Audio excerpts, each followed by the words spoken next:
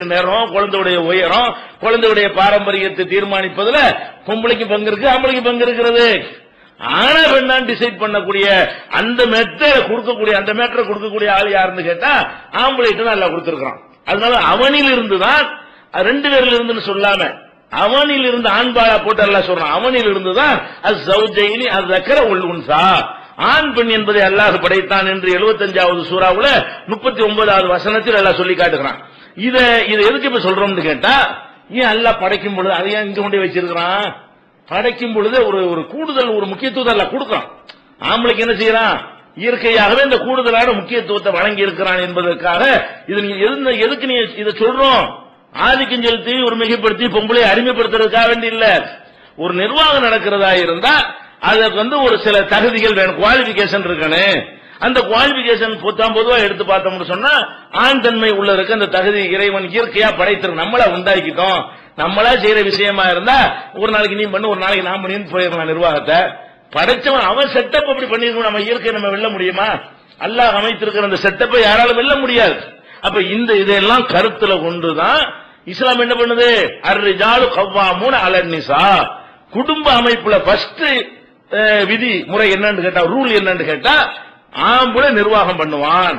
ஆம்பளை சொல்றதை பெண்ணு கேட்டு நடக்கணும். கணவன் சொல்வதை பெண்ணு கேட்டு என்ன செய்யணும்? நடக்கணுங்கிற அந்த ஒரு என்ன இது கேவலமாகவோ இது ஏதோ நம்மளை இரண்டாம் தரம் ஆக்குறதாகவோ பெண்கள் கருதக்கூடாது. நமக்கு இது சொம, நமக்கு இது தேவையில்லை, நமக்கு சரிப்பட்டு வராது, அவன் சொல்ற கேட்டு போயிருவோம் என்கிற ஒரு நிலைக்கு வந்தார்களே ஆனால் அந்த குடும்பங்கள்ல எந்த ப்ராப்ளமும் வராது. எல்லாம் ஈகோவுல அடிபட்டு போகிறது. குடும்பங்கள்ல எல்லா பிரச்சனையும் எங்க வருகிறது? இந்த அடிப்படையான ஒரு மேட்டரை புரிந்து கொள்ளாம சரி இயற்கையா அதுதான் இறைவன் படைத்திருக்கிறான், அந்த இறைவனுடைய அந்த நியதிக்கு ஏற்ப நம்ம போயிருவோம்னு சொன்னவர்கள்லாம் மகிழ்ச்சியா இருக்கிறாங்க, சந்தோஷமா இருக்கிறாங்க, இல்லற வாழ்க்கையில அதிகமான இன்பங்களை அனுபவிக்கக்கூடியவர்களா இருக்கிறார்கள். இதை உடைக்க யார் நினைக்கிறார்களோ அங்கெல்லாம் என்னவாகிறது? சந்தோஷங்கிற குடும்பங்கிறது நரகமாக மாறிவிடுகிறது. அப்ப இதையும் நம்ம விளங்கிக் கொள்ள வேண்டும். இன்னும் நீங்க பார்க்கலாம், இந்த வேறுபாடுகளை நீங்க தெரிந்து கொள்வதாக இருந்தால் இன்னொன்னு ஆராய்ச்சி பண்றான். ஆணும் பெண்ணை ஆய்வு பண்ணும் பொழுது பெண்களை பொறுத்த வரைக்கும் அவங்க குறைவான எரிபொருளை தான் செலவிடுவாங்க. எரிபொருள்னா நம்ம பேட்டரி செலவழிக்கிற மாதிரி மனிதனுடைய எரிபொருள் நம்ம சாப்பிடக்கூடிய உணவிலிருந்து கிடைக்கக்கூடிய சத்துக்கள், இந்த சத்துக்களை அதிகமாக செலவிட மாட்டாங்க, கொஞ்சம் கொஞ்சமா செலவழிச்சுட்டு இருப்பாங்க. ஆம்பளைக்கு அதிகமா என்னவாயிரும்? அந்த சத்துக்கள் செலவாயிரும். ஏன்னா முரட்டு வேலை செய்யறான். வேலையே செய்யாட்டாலும் இவனுக்கு மூச்சு விடுவதற்கு சொல்றான். ஆம்பளை மூச்சு விடுவதற்கு எவ்வளவு கலோரி செலவாகுமோ அதுல பாதி தான் பொம்பளை மூச்சு விடுவதற்கு வரும்.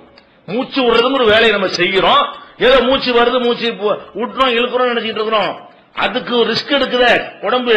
அதுக்கு எவ்வளவு பேட்டரி செலவாகும் கேட்டா பொம்பளைக்கு செலவாகிற பேட்டரி விட ஆம்பளைக்கு 2 மடங்கு செலவாகி போயிடும்.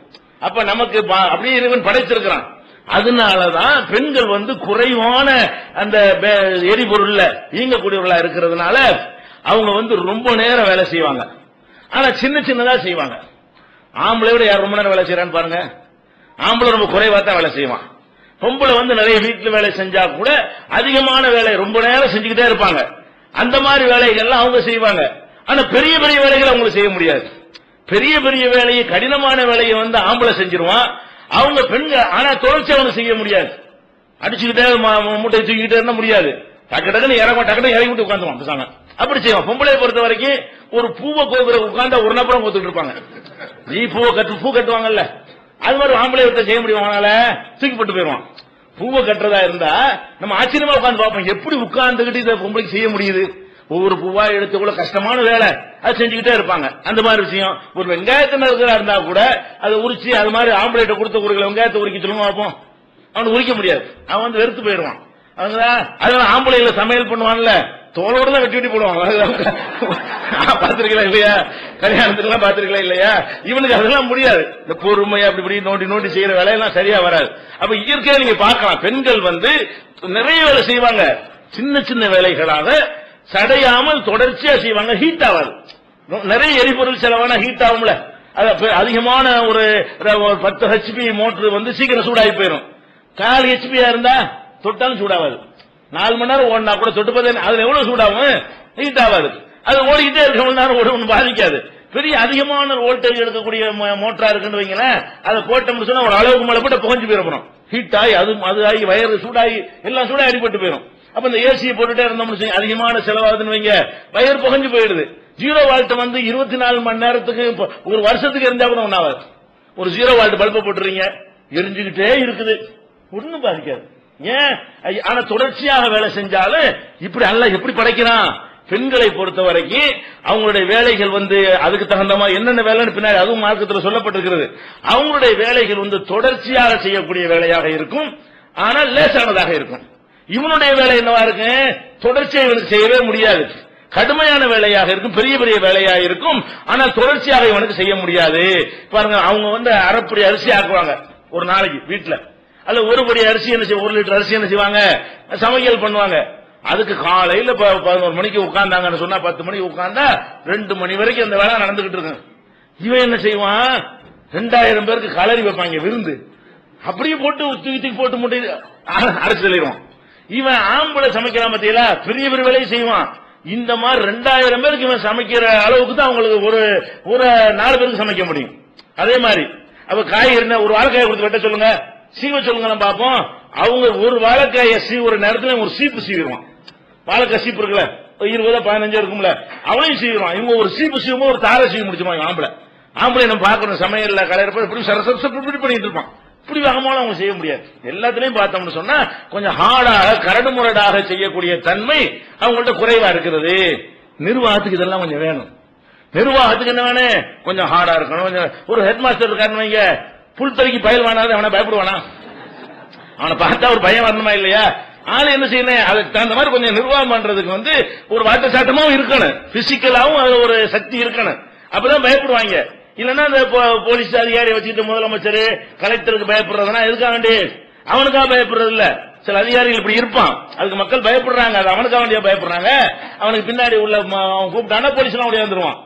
அதனால சில பேருக்கு பயப்படுவாங்களே தவிர தனிப்பட்ட முறையில் எடுத்துக்கொண்டோமே ஆனால் இயற்கையாக ஒரு இது யார் மேலதான் வரும், அதுக்கு தகுதியா உள்ள ஒரு ஆள் இருந்தா தான் அதுக்கு ஒரு நிர்வாக ஒரு இது வரும்.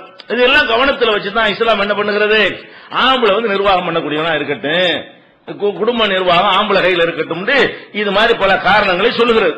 அதே மாதிரி வந்து இன்னொரு முக்கியம், இன்னொரு தார்மீக ரீதியான ஒரு விஷயம் இருக்கிறது. குடும்ப வாழ்க்கை, இல்லற வாழ்க்கை இருக்கு. இந்த இல்லற வாழ்க்கையில கூட வந்து ஆண் கையில தானே அந்த டிசைடிங் வைக்கிற அல்ல அதிகாரத்தை கொடுத்திருக்கிறான். இல்லற வாழ்க்கையில இல்லறத்துல ஈடுபடுறதா இருந்தா ஒரு ஆம்பளைக்கு உண்ட அந்த மாதிரியான உந்துதல் வராம அந்த இல்லறமே நடக்காது. பொம்பளை நினைச்சா நடந்துடாது, ஆம்பளை நினைச்சாதான் நடக்குங்கிற மாதிரி அந்த ஒரு விஷயத்தை கூட பந்தை எங்கிட்ட தள்ளி வச்சிருக்கிறான் அல்ல, ஆம்பளையும் பக்கத்தும் தள்ளி வச்சிருக்கான். அப்ப இதெல்லாம் டீப்பான விஷயங்கள். இப்படி ஒன்னொன்னே நம்ம யோசிச்சு பார்த்தோம்னு சொன்னா வேணும் அப்படி படைச்சிருக்கிறான்.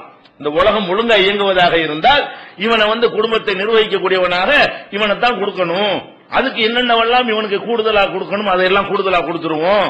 நிர்வகிக்க அவள் நிர்வாக பொறுப்பு இல்லாதவங்களுக்கு எக்ஸ்ட்ரா சுமையை கொடுக்க வேணாம், அதுக்கு தகுந்தவாறு அவங்களுடைய அமைப்பை படைச்சிருவோம்னு சொல்லி எல்லாம் அந்த ஹக்கீம் நுணுக்கமான ரப்புல் ஆலமீன் அனைத்தையும் செய்யறத கரெக்டா ஒழுங்கா அவனை போல யாரும் படைக்க முடியாதுன்னு சொன்னானா இல்லையா? தபாரக்கல்லாஹு அஹ்ஸனுல் காலிகீன், அவனை மாதிரி படைக்கிற எவனுமே கிடையாது. அழகான அழகிய படைப்பாளன். அந்த அழகிய படைப்பாளன் வந்து இவ்வளவையும் பார்த்து எந்த விஞ்ஞானம் எத்தனை காலத்துக்கு பிறகு நீ வந்தாலும் சரி இந்த புரட்சி பேசக்கூடிய இந்த காலத்தான இதையும் கண்டுபிடிச்சு சொல்றான். பெண்ணுரிமை புரட்சி எல்லாம் அந்த கட்டுப்பாடே வேணாம், எல்லாம் சுதந்திரம்ங்கிற பேர்ல எப்படி வேண்டாலும் போவோம்னு பேசக்கூடிய இந்த காலத்துலதான் அறிவியலை கொண்டு அல்ல என்ன செய்யறான், அது தப்புடா, அப்படி இல்ல, ஆணு பெண் அப்படி படைக்கப்படல, 2 பேருக்கும் பல விதமான வேறுபாடுகள் இருக்குங்கிற நிரூபிச்சு காட்டுற அளவுக்கு இருக்கு அல்லாஹ்வுடைய சட்டம். அப்ப ஃபர்ஸ்ட் புரிந்து கொள்ள வேண்டிய விஷயம் என்ன, இஸ்லாமிய குடும்பவியலில் முதலாவது ரூல் விதி, ஆண் வந்து நிர்வாகம் பண்ணுவான். நிர்வாகம் பண்ணுவான்னா பெண்கள் வந்து ஆண்களுடைய அந்த ஆர்டருக்கு என்ன செய்யணும், சில விஷயங்கள்ல வந்து மசோரா பண்ணலாம், ஆலோசனை கேட்டுக்கொள்ளலாம், கருத்து வேறுபாடு வந்துருச்சு இதுதான் முடிவுன்னா சரின்னு இருக்கணும்.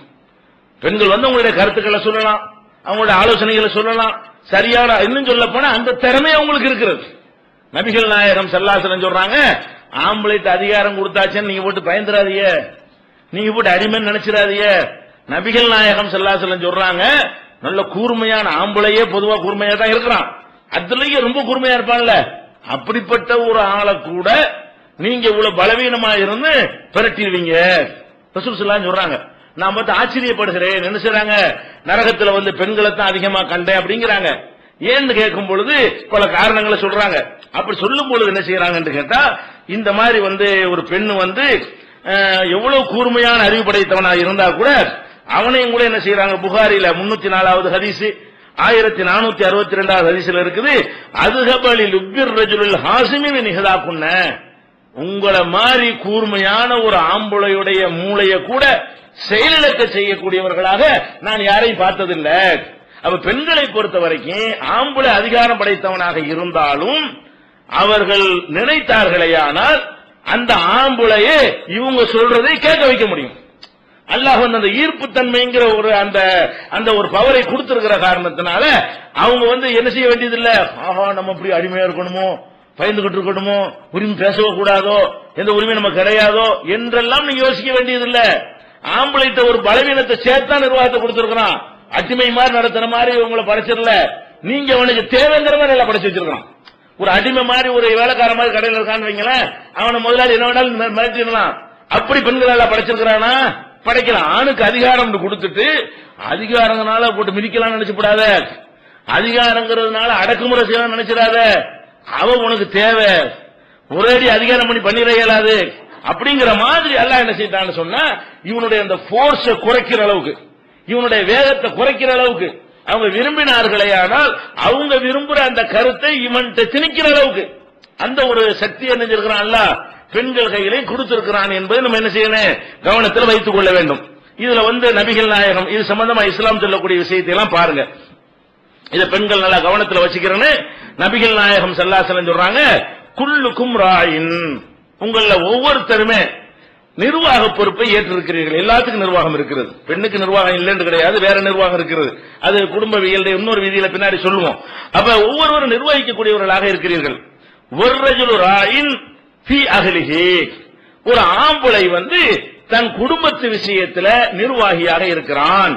நிர்வாகியா இருக்கிறான் என்ன, வஹுவ மஸ்ஊலுன் அன் ரஅய்யத்திஹி, அவனுடைய நிர்வாகத்தின் கீழே உள்ளவர்கள் குறித்து அவன் மறுமையில் விசாரிக்கப்படுவான். இப்பதான் ஆண்கள் மீது இஸ்லாம் சுமத்துகிற நிர்வாக பொறுப்பை தந்துட்டு, நிர்வாக பொறுப்புனா என்னன்னு விளங்குதா, உங்க கையில ஒரு பெண்ணை பிடிச்ச எல்லாம் தந்திருக்கிறான். அந்த பெண் மூலமாக பிறக்கக்கூடிய சந்ததி எப்படி ஹராமான காரியங்கள்ல ஈடுபட்டால் அல்லாஹ் கேட்பானோ அந்த மாதிரி எதையும் கேட்பான். நீ உன் மனைவியை சரியான முறையில் நிர்வகித்தாயா? சரியான முறையில் நிர்வகிக்கிறேன்னா என்ன அர்த்தம், உனக்குள்ள எல்லா கடமையும் செய்யணும்.